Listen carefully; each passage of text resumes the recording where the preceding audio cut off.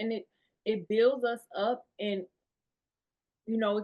hit me one day, like, it's just a reminder, like, it took a certain type of person to be able to do that. And so we know from the start we was built different. Anybody who just has situations where most people or average person, it's gonna put them down Mhm. for a while, but you're able to still stand up and keep moving. And not necessarily saying, like, it makes you better than the person who might handle it different, but you really just are built different, and you have to know you built for something great.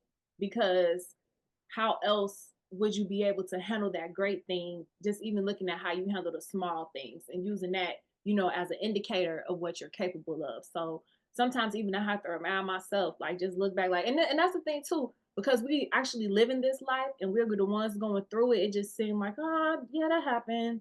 Yeah, whatever. But it's like, no, there's nothing normal about that. Like, there's absolutely nothing average or status quo about the way you go about doing things and handle things. Like, it's different. There's a difference. Yeah, I agree. It's big facts. It's hard.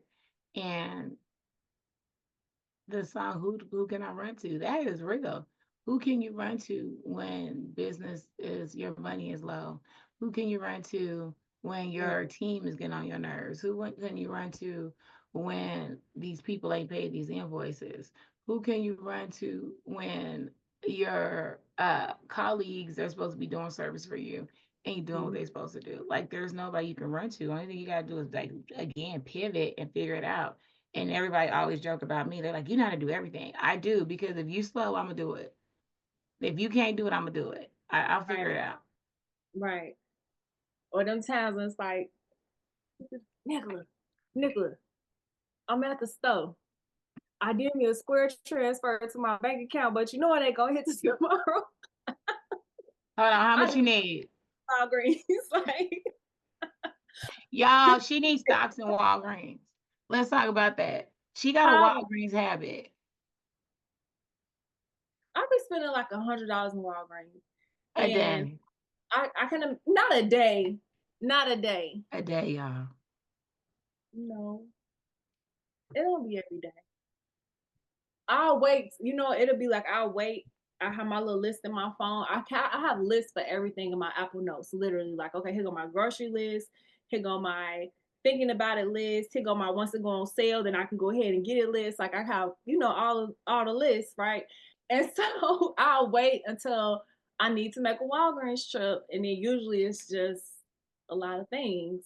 But Walgreens got all the stuff though. Girl, Auntie Pat called me yesterday talking about, oh my gosh, Walgreens don't got what, okay, the laundry detergent be on sale 4 for $10. And the air freshener be on sale $4 for $10 every other week, y'all. So I'm gonna give y'all a hack. Every other week this is on sale. So she was like, she need to go to Walgreens because the stuff was on sale. And I was like, girl, what? You notice? Like, for real? You know that Walgreens got a sale every other week. I was mad that the laundry detergent was going on sale next week because it was supposed to be this week. I was like, okay. You know what it is about Walgreens? I'm such like a label person. And that's how I know I'm doing what I'm supposed to be doing with my career, like whatever. But like, I love going down the aisle and then seeing like a new brand pop up on the shelf. And then get to like, oh, look at this label. Okay, look, that they go that shampoo label, the conditioner label is the same colors, but it's the reverse. Like, I really will be in the beauty aisle, like analyzing the labels on the products. And I like Walgreens because it's not like too overstimulating. But like Bath and Body Works, I cannot go in that store. It's too much. And that's what we were just talking about this, me and my sensory. It's just because I just love like the colors and I love smells and things like that. But in Bath and Body Works, it's just too much colors and too much smells all at one time. It's like I want to look at everything at the same time, and it's a lot. Y'all, so I, Rachel's my brand I manager. And she is the biggest about over sensory, this sensory, that sensory. So she wanted me to do this post. And she was like, I was like, it's too much going on, ain't it? Miss Over Sensory. it is. But it's different people on social media. We have such short attention spans and have all this stuff we looking at all the time. So like the kind of the more bells and whistles. If it's a video, not a graphic, but if it's a video post, it's good to have the bells and whistles. Cause then I gotta watch it 3 times. Cause the first time I'm listening, then the second time I'm Mm-hmm. reading, then the third time I'm looking at the video. Like, so do the bells and whistles on the post, but just not in real life. Like, just give me two. Okay, that's a shirt too. Okay, we got a couple shirts, I can handle 2 senses, maybe three. and that's But it. listen, audio, smell. Yeah, yeah. I'm gonna stick with that. You are a mess. I But love that's real. I think all of this is like pretty good in terms of just understanding that we are all going through a wilderness at some point. At some point, life be life and you still got to show up. Sometimes it. life be life when you're at an event. I had a situation happen with my child at an event, and I was getting ready for an event, and I still went.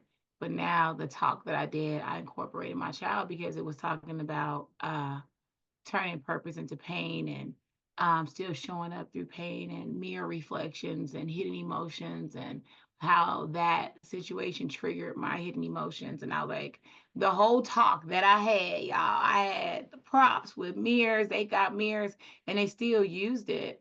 But I was able to use my real life. And I think it stood out to them more. So I still have people that reach out to me, and there were men and women in that room that were in tears because I was like, listen, this is what's going on in my personal, and a regular parent would have been like, nah, I can't go on this stage. I'm still going to do it because you know what, this is the reason why it's affecting me, because this is one of the hidden emotions that I have. So to see it in Mhm. real life for me right now was, and to still have to come up here and face y'all and have a smile on my face, that was hard. And Yeah, I think that was the best lesson though for people. This was a women's conference talking about how to go into business and do these things. That was the best lesson, that we still have to show up, even in the pain. yeah. That's so real, and I commend you for that. Because I know being able to talk about something that's still fresh and you still in the middle of it, like that take a whole different level of just strength and really audacity because you're literally still in the middle of it, going through it, but being able to translate that where it could help somebody else. Because I know for me, like it's really hard for me to talk about things while I'm in it, Yeah. and you have, like a story to help somebody else, but then once I'm out of it and I processed it, then here you go, here go all the tea. Okay, I don't care. Here you can know all the details. If you got questions, you can ask questions. However, I can use this, to help somebody else for sure. I know for a while, like I worked in corporate before I became an entrepreneur, and I have been wanting to write a book about my corporate experience. And at first, I started writing some pages, and it was just so angry, and I knew it was the wrong time. Like if I ever do end up writing this book about corporate, like I just know it was a certain type of energy I wanted it to have where it would actually help people. And I'm just Right. mentioning that because like in that moment you knew and you had that inner piece about talking about it even though you were in the middle of it. And I feel like social media sometimes pressures people to talk about things, like show up authentic, show up as yourself. But if you're not ready to talk about it, that's okay. If you are ready to talk about it, that's okay. But don't ever feel like you just have to put it out there because it's either sensational or you feel like, okay, this is how I'm authentic.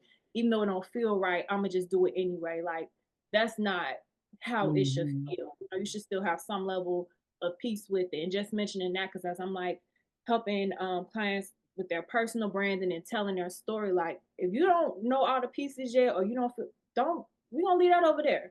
Write it down. No, that's something to talk about later. But what can you pull from it that you can talk about now? And then just leave the rest of it to the side. And that's not, telling a lie, or that's not being authentic, but you still have to protect your peace at the same time. Um, you have to be ready because once you put it out there and say it's posted, somebody might have a comment on there that's going to, could trigger you. You still have to be ready and again, be as so have so much peace about it that you are able to talk about it. So, like I said, I commend you for doing that. But then also that's a part of knowing yourself, knowing how much you could share, what you could share, and being able to handle all that comes with it too. Once other people are able to chime in and throw their 2 cents on the end of it. I think it's really off of your brand messaging as well, because my brand messaging is to give hope, to show resilience, to show life after trauma. So this was the real Hmm. life after trauma. And how do you get through it? Because we think, okay, we experienced this trauma this one time. It doesn't stop, it doesn't go away, it's still Hmm. here, right? And um I'm strong, but I'm strong to a point. I hate when people say, "You're just so strong." No, I'm not. I'm not that strong. I am strong to a point. And after that point goes, I may need a break. I may need a vacation. I may need something to help me figure this out. And I think sometimes we don't give ourselves that grace Hmm. to go back in our corners and regroup, right? But I hurt just like anybody else. I am the obituary reader at the funerals, right? They always be like for me to read because I don't show emotion, but I still hurt. I'm still grieving. I just Hmm. know the job has to be done, and then I'll Right. show it. Right. Yeah. Just putting those feelings away because, like you said, a job has to be done. Right. And it's That's simple. facts. So Yeah. yes, ma'am. I think it's 2:30, 1:30 your time. It is. Okay. Oh, it's on my other phone. That's fine. Okay. Cause she had my other phone number, so Girl, that's that's why I fine. ain't got no notifications or nothing. Oh no, Whew. because I got a notification. I was like, No, yeah, that's it's on my other phone because I had messaged her this morning. Okay. Ooh, I'm tired. I wish I could take a nap.